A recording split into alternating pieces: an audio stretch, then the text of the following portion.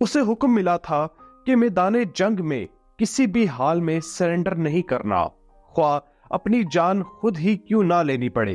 اور پھر اس نے اس حکم کی ایسی تعمیل کی کہ 30 سال تنہا محاذ جنگ پر لڑتا رہا، لیکن سرنڈر نہیں کیا۔ جاپانی فوج میں بھرتی ہونے کے بعد اسے ساتھیوں سمیت ایسٹ انڈیز کے جزیرے موروتائی پر بھیجا گیا۔ 1 سال کے بعد 1944 میں دشمن افواج نے جزیرے پر قبضہ جما لیا۔ جنگ کے نتیجے میں اس کے کئی ساتھی مارے گئے، بے شمار قید کر لیے گئے۔ جو بچ گئے انہوں نے پسپائی اختیار کرتے ہوئے جزیرے کے جنگلوں کا رخ کیا۔ اسے اور اس کے ساتھیوں کو ٹریننگ کے دوران سکھایا گیا تھا کہ جنگ طویل ہو جائے اور دشمن بھاری پڑ جائے تو گوریلا جنگ لڑتے رہنا ہے، لہٰذا انہوں نے ویسا ہی کیا۔ گوریلا کارروائیوں کے دوران کبھی کبھی ان کا پلڑا بھاری رہتا تو کبھی دشمن افواج حاوی ہو جاتی۔ آہستہ آہستہ ان جھڑپوں کی تعداد گھٹنے لگی۔ اس دوران جنگ عظیم ختم ہو گئی۔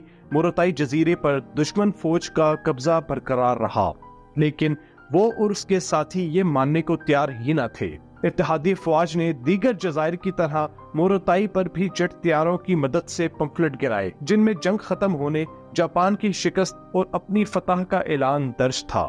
لیکن وہ اور اس کے ساتھی اس کو دشمن کا پروپیگنڈا سمجھ کر ابھی بھی جزیرے پر جنگ جاری رکھے ہوئے تھے۔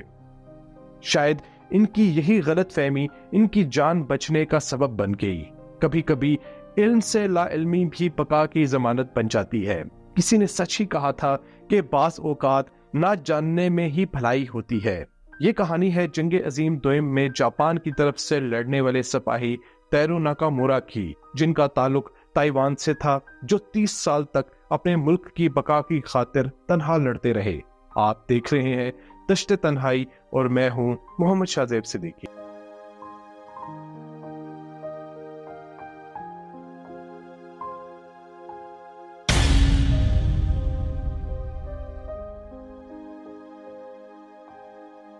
دوستو، جنگ عظیم دوئم کے خاتمے کے بعد ناکامورا اور اس کے ساتھیوں کی دشمن افواج سے جھڑپیں وقت کے ساتھ ساتھ کم ہوتے ہوتے تقریباً ختم ہو گئی تھیں، لیکن ناکامورا بدستور جنگ کے خبط میں مبتلا تھا، جس وجہ سے اس کے لیے زندگی دن بدن مشکل ہوتی جا رہی تھی۔ یہاں تک کہ ایک ایسا وقت آیا کہ اس کے اپنے ساتھی بھی اس کے خلاف ہو گئے اور ناکامورا کو جان سے مارنے کی کوشش بھی کی گئی۔ یہی وجہ ہے کہ جنگ عظیم دوئم کے خاتمے کے تقریباً 12 سال بعد 1956 میں ناکامورا اپنے ساتھیوں سے علیحدہ ہوا اور جنگل میں ہی جا کر اس نے اپنی دنیا بسا لی۔ ہر مخلص اور بااصول انسان کی زندگی میں کبھی نہ کبھی ایسا وقت ضرور آتا ہے جب پرائے تو پرائے اپنے بھی دشمن ہو جاتے ہیں۔ دنیا میں اپنی ذات کے سوا انسان کا کوئی نہیں رہتا۔ انسان ایک ایسے دوراہے پر کھڑا ہو جاتا ہے کہ فیصلہ ناگزیر ہو جاتا ہے۔ کول عزم بے ذات میں عمر کے راستے میں چپ چاپ بکھر جاتا، ایک دن بھی اگر اپنی تنہائی سے ڈر جاتا۔ کل سامنے منزل تھی، پیچھے میری آوازیں، چلتا تو بچھڑ جاتا، رکتا تو سفر جاتا۔ ایسے میں بہترین فیصلہ سب سے الگ ہو جانا ہی ہوتا ہے، کیونکہ تنہائی وقت کے لگائے زخموں کا سب سے بڑا مرہم بن جاتی ہے۔ ناکامورا نے درست وقت پر درست فیصلہ لیا اور تنہائی کو اپنا لیا، لیکن وہ اپنا مقصد نہیں بھولا۔ جہاں کہیں بھی اس کا سامنا دشمن سے ہوتا، وہ بے جگری سے لڑتا اور خوش قسمتی سے جیتتا رہا، جبکہ اس کے باقی تمام ساتھی بدقسمتی سے ایک ایک کر کے مارے گئے یا گرفتار کر لیے گئے۔ برے وقت کو جتنا بھی برا بھلا کہہ لیا جائے، لیکن بہرحال یہ وقت ہی فیصلہ کرتا ہے کہ برا وقت کیوں اور کس لیے آیا تھا۔ ناکامورا اپنے آپ کو جزیرے کا تنہا محافظ سمجھتا رہا اور یہی چیز اسے جینے کی امید اور حوصلہ دیتی رہی۔ اس نے اپنے خود ساختہ کیمپ کے ارد گرد زمین صاف کی اور آلو اگائے اور کیلے کے درختوں سے اپنی غذا کا بندوبست کیا۔ وقت گزارنے کے لیے اس نے ایک اباکس بھی بنایا۔ گھٹتے بڑھتے چاند کو دیکھ کر وہ دنوں کا حساب لگایا کرتا، مہینوں اور سالوں کا حساب رکھنے کے لیے وہ رسی میں گرہیں لگایا کرتا۔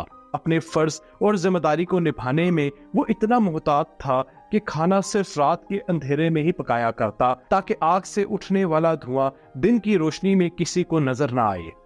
وقت گزرتا رہا، جنگ عظیم دوئم ختم ہوئے کئی دہائیاں بیت گئیں، جنگ میں شریک نوجوان سپاہیوں نے اپنے اپنے وطن لوٹ کر شادیاں کی، خاندان بنا لیے اور وہ ادھیڑ عمر ہو چکے تھے، لیکن ناکامورا ابھی بھی محاذ پر اپنے فرائض منصبی ادا کرتا رہا، اس بات سے بے خبر کہ حکومت جاپان جنگ کے محض 1 سال بعد ہی اسے مردہ قرار دے چکی تھی۔ شکست خوردہ جاپان پستیوں سے معاشی بلندیوں کے جانب گامزن ہو چکا تھا، اتحادیوں کے اندر کئی نئے اتحاد پیدا ہو چکے تھے، لیکن ناکامورا اس سب سے بے خبر اپنے محاذ پر پرعزم ڈٹا رہا۔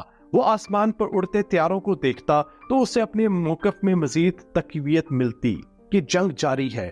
وقت کے ساتھ طیاروں میں آنے والی جدت کو اس نے فریقین میں مقابلہ سازی سے تعبیر کیا۔ کہا جاتا ہے کہ اس دوران ناکامورا کی بائیکولی نامی ایک مقامی شخص سے دوستی بھی ہو گئی، وہ اسے بنیادی آسائشات زندگی مثلاً چائے کافی وغیرہ فراہم کر دیا کرتا۔ دونوں کے مابین طے ہوا کہ بیرونی دنیا کو اس کے بارے میں کچھ نہیں بتایا جائے گا۔ بائیکولی نے مرتے دم تک اس وعدے کو نبھایا اور عالم نزا میں اپنے بیٹے کو نصیحت کی کہ وہ ناکامورا کا خیال رکھے۔ بقول شاعر، کچھ سلسلوں کو توڑ گئے چند واقعات، کچھ حادثات وجہ شناسائی بن گئے۔ یہ سچ ہے کہ تنہائی بھلے حیات کے لیے جتنی بھی سازگار اور بقا کی ضامن بن جائے، ہمیں بہرحال دنیا میں جینے کے لیے کسی نہ کسی دوسرے انسان کی ضرورت پڑتی ہی ہے۔ کبھی نہ کبھی اپنے جیسے ماس سے ہمیں واسطہ لازم رکھنا ہوتا ہے۔ بائیکولی کے مرنے کے بعد اس کا بیٹا ناکامورا کا خیال رکھتا رہا، لیکن ایک روز ناکامورا کی گرتی صحت سے پریشان ہو کے اس نے حکام کو اس کے بارے میں بتا دیا۔ کچھ محققین اس بات سے اختلاف کرتے ہیں اور وہ کہتے ہیں ایک پائلٹ نے ناکامورا کی جھونپڑی دیکھ کر متعلقہ حکام کو مطلع کیا تھا۔ وجہ بہرحال جو بھی ہو، جنگ عظیم دوئم کے لگ بھگ 30 سال کے بعد یعنی نومبر 1974 میں جاپانی حکام کو پتا چلا کہ موروتائی جزیرے پر اب بھی جاپانی کیمپ قائم ہے اور ایک فوجی اس کی رکھوالی میں مصروف ہے۔ ناکامورا کی تلاش کے لیے انڈونیشیا نے ایک ٹیم روانہ کی۔ تلاش کے دوران لوگوں نے ناکامورا کو راغب کرنے کے لیے ہاتھوں میں جاپان کے جھنڈے اٹھائے رکھے تھے اور جاپانی ترانہ کورس کی شکل میں اونچی آواز میں گا رہے تھے۔ یہ طریقہ کارگر ثابت ہوا اور 18 دسمبر 1974 کو ایک مقام پر ناکامورا انہیں سامنے کھڑا نظر آ ہی گیا۔ 55 سالہ ناکامورا مکمل طور پر بحرانہ حالت میں تھا، لیکن اچھی صحت کے ساتھ ان کے سامنے کھڑا تھا۔ اسے ابتدائی طبی امداد کے بعد اس کے آبائی وطن تائیوان روانہ کر دیا گیا، جہاں اس کا خاندان بستا تھا، لیکن تب تک اس کے والدین وفات پا چکے تھے۔ اس کا بیٹا جسے وہ شیر خوار چھوڑ کر آیا تھا، وہ نہ صرف جوان ہو چکا تھا بلکہ وہ 2 بچوں کا باپ بھی بن چکا تھا۔ ناکامورا کی بیوی کے بارے میں کہا جاتا ہے کہ اس نے دوسری شادی کر لی تھی۔ ناکامورا کے لیے اب وہاں کچھ بھی نہیں بچا تھا۔ شاید اسی لیے کہا جاتا ہے کہ کسی مقام سے اگر بہت زیادہ دور نکل جائیں تو وہاں واپس نہیں آنا چاہیے، کیونکہ دوری ایک حد سے بڑھ جائے تو واپسی ناقابل برداشت ہو جایا کرتی ہے۔ دوستو، آپ کو یہاں یہ بتانا انتہائی ضروری ہے کہ ہو بہو ناکامورا کی مانند اونادا نامی ایک اور جاپانی فوجی بھی فلپائن کے محاذ پر 30 سال تک تنہا ڈٹا رہا، لیکن اونادا کا واپسی پر جاپان میں شاندار استقبال کیا گیا۔ بعد میں اس پر ڈاکومنٹری اور سن 2021 میں اونادا 10,000 نائٹس ان دا جنگل کے نام سے فلم بھی بنائی گئی۔ اونادا کو جاپانی فوجی قوانین کے مطابق پینشن اور دیگر مراد بھی دی گئی، لیکن ناکامورا ان سب سے محروم رہا، کیونکہ جاپانی حکام کے مطابق جب اسے لڑائی کے لیے بھیجا گیا تب تائیوان جاپان کا حصہ تھا اور بعد میں تائیوان جمہوریہ چین کی زیر نگی آ چکا تھا۔ جو ناکامورا تکنیکی طور پر جاپانی شہری نہیں رہا تھا۔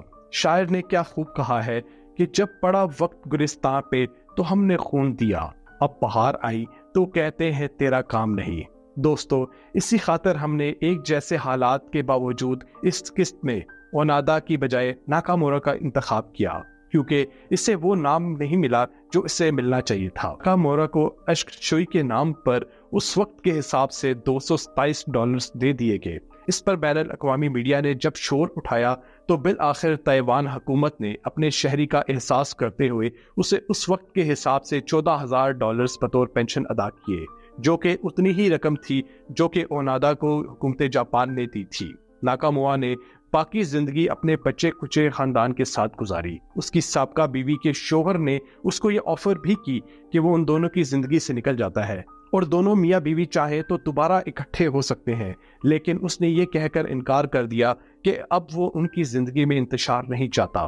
کچھ در ایسے ہوتے ہیں جو آپ کے لیے ایک بار بند ہو جائیں تو انہیں دوبارہ کھولنے کی صحیح نہیں کرنی چاہیے، کیونکہ ہو سکتا ہے کہ وہ دروازہ کھل تو جائے لیکن آپ سمیت کئی انسانوں کے من میں غموں کے در کھل جائیں اور نہ جانے کتنی خوشیوں کے در ہمیشہ کے لیے بند ہو جائیں۔ ناکامورا کی بقیہ زندگی گمنامی میں ہی گزری۔ وہ تنہائیوں کا عادی ہو چکا تھا۔